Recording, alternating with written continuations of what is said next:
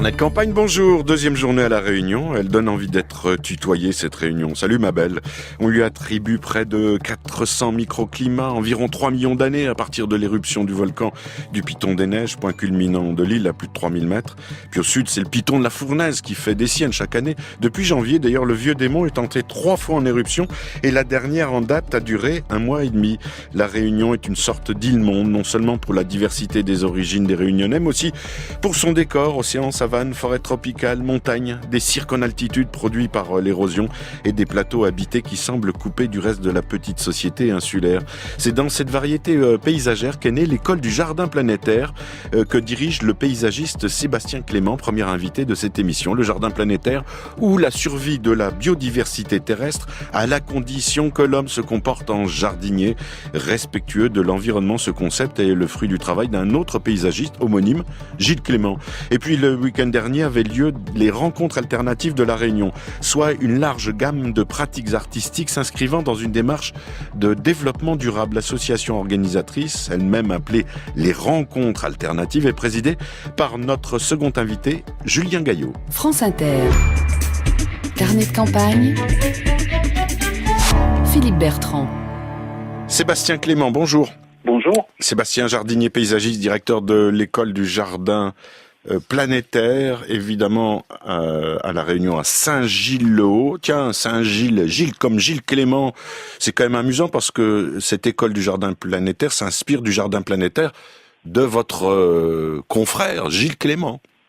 Exactement, oui. L'école est née d'une proposition de Gilles qui a proposé ce concept de jardin planétaire, et une première école est née à Viry-Châtillon dans les lacs de l'Essonne en 2012, et on a proposé d'en créer une à La Réunion. Pour ceux qui ne connaissent pas, quels sont les fondements d'un jardin planétaire ?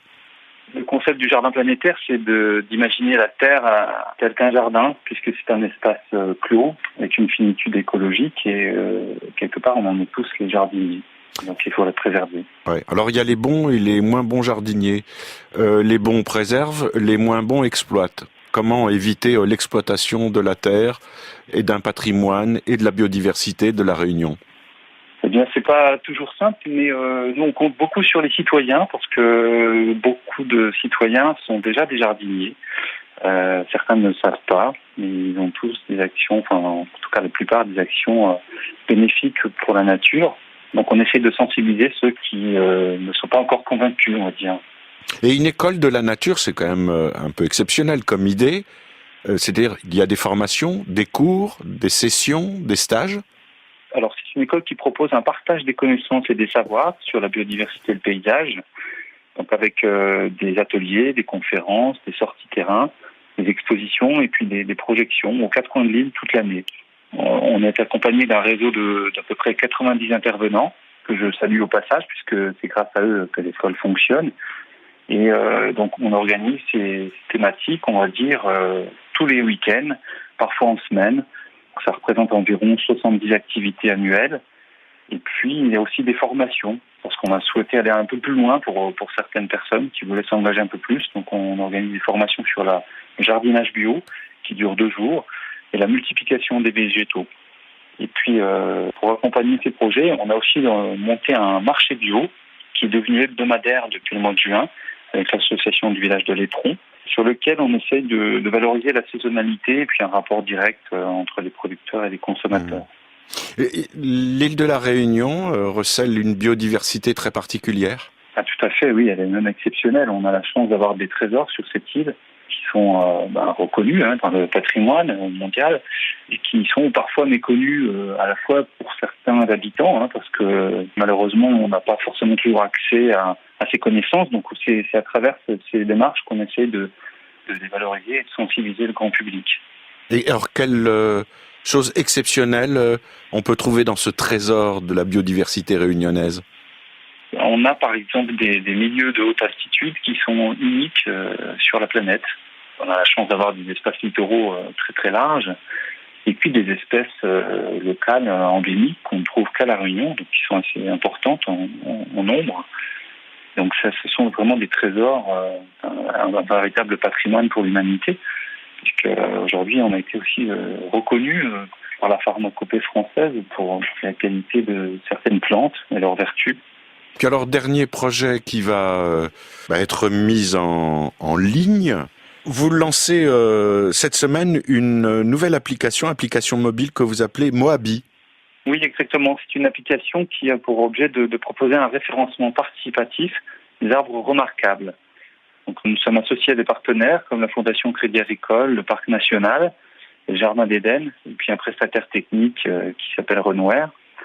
Et donc, nous avons proposé cette idée que le grand public essaye d'accompagner en fait une démarche engagée sur un inventaire qui est en cours de création.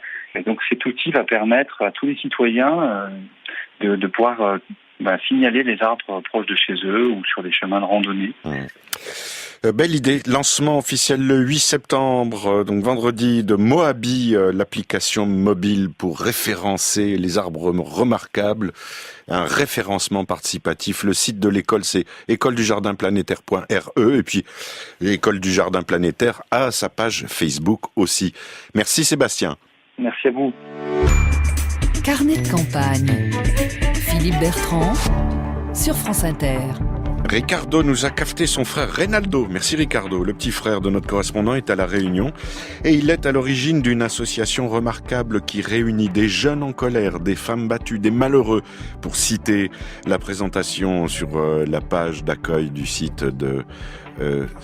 Alors, elle s'appelle Engraine Couleur. Alors, je me suis renseigné parce que Engraine Couleur, en créole réunionnais, ça veut dire une graine de couleur. Mais ça, quand on dit que quelqu'un est en graine, ça veut dire qu'il est en colère aussi. Et l'association a été parrainée lors de sa création par Charb et Charlie Hebdo.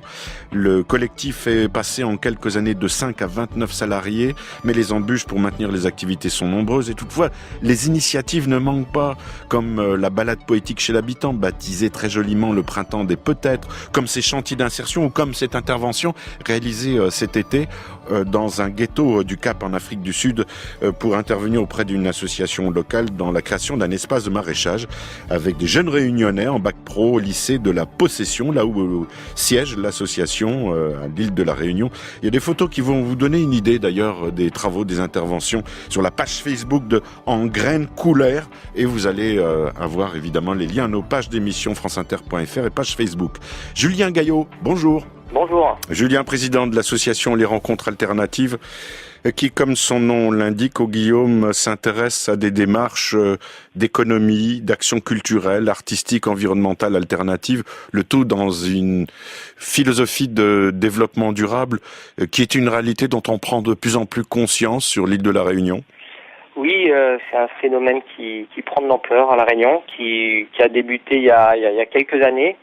Et ces dernières années, il y a de plus en plus d'initiatives de particuliers, d'associations qui émergent un peu partout et qui commencent à bien être visibles à La Réunion. Ouais. Quand vous parlez de rencontres alternatives, on parle d'un événement ponctuel dans l'année ou ce sont des activités et des animations permanentes ? Alors, au début de l'association, c'était un événement particulier dans l'année, même plusieurs événements qui s'appelaient les rencontres alternatives.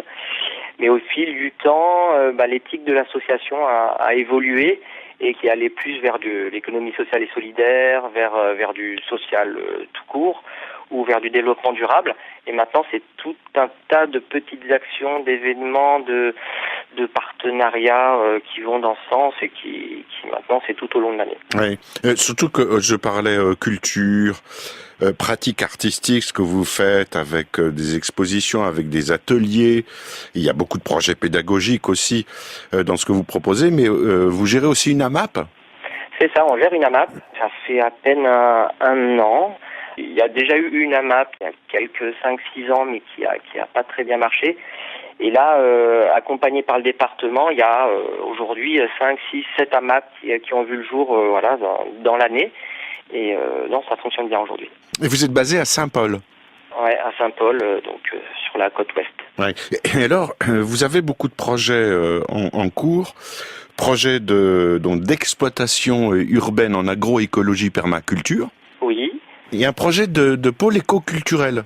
C'est ça, c'est-à-dire que c'est un projet qui rassemble un peu tout ce que nous on fait dans l'association, qui soit lié donc aux artistes, donc avec des expositions, avec des ateliers d'artistes, mais aussi des ateliers qui se rapprocherait de l'esprit des recycleries, avec aussi un gros projet de micro-exploitation urbaine.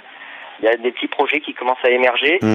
Et c'est vrai que la difficulté, c'est souvent on n'a pas les mêmes conditions qu'en métropole. Tout ce qui est permaculture, agroécologie, c'est assez difficile parce que on a des mouches qui nous embêtent un peu. On a des précipitations dans l'année des fois qui sont importantes. Donc il y a quand même pas mal d'adaptations.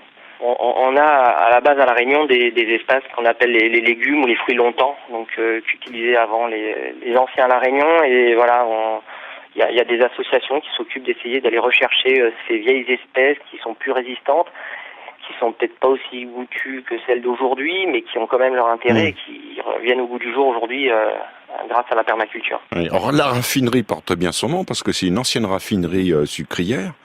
Le lieu est immense. Il y aura un potager départemental, un espace de coworking, un café culturel avec un espace d'exposition, un espace de vente, des ateliers solidaires et une recyclerie. Oui, c'est un gros projet qui, on espère, verra le jour fin de cette année ou début de l'année prochaine.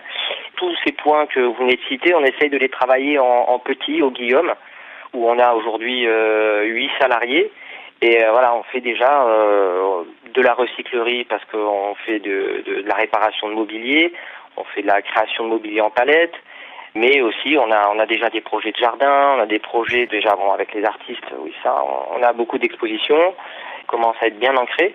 Et pour nous, ça sera vraiment l'aboutissement un peu de tout ce travail qu'on mène aujourd'hui. Et puis comme vous prenez une économie circulaire, vous faites circuler aussi l'économie avec le track. Le brico-truck, oui, c'est un camion mobile qui est équipé avec un atelier de récup dedans. Donc là, on a embauché un salarié qui tourne en fait dans les quartiers. Donc là, on anime des actions où les gens viennent soit réparer leur mobilier, soit en créer pour que les gens ils évitent de jeter, qu'ils réparent au lieu d'acheter. Donc c'est vraiment dans cet esprit de réutilisation et de rester dans le local. Et alors Julien, dernière chose, la raffinerie ouvrira quand ses portes ? Le bâtiment commence à être réhabilité, parce que c'est ancienne longère, donc c'est vraiment des vieux bâtiments historiques. Nous, on espère vraiment début 2018 mettre les pieds dedans. Bon, tant mieux pour le pôle école culturelle départementale de La Réunion. Les rencontres alternatives ont une page Facebook et également un site, les adresses qui vont s'afficher à nos pages d'émission. Merci Julien. Merci pour l'invitation. Carnet de campagne. Philippe Bertrand sur France Inter. Avant de rejoindre à La Réunion Nicolas Stoufflet, je vous rappelle notre adresse carnet de campagne @radiofrance.com pour nous parler peut-être la semaine prochaine de Seine-Maritime, ensuite de l'Ain et ensuite de la Savoie.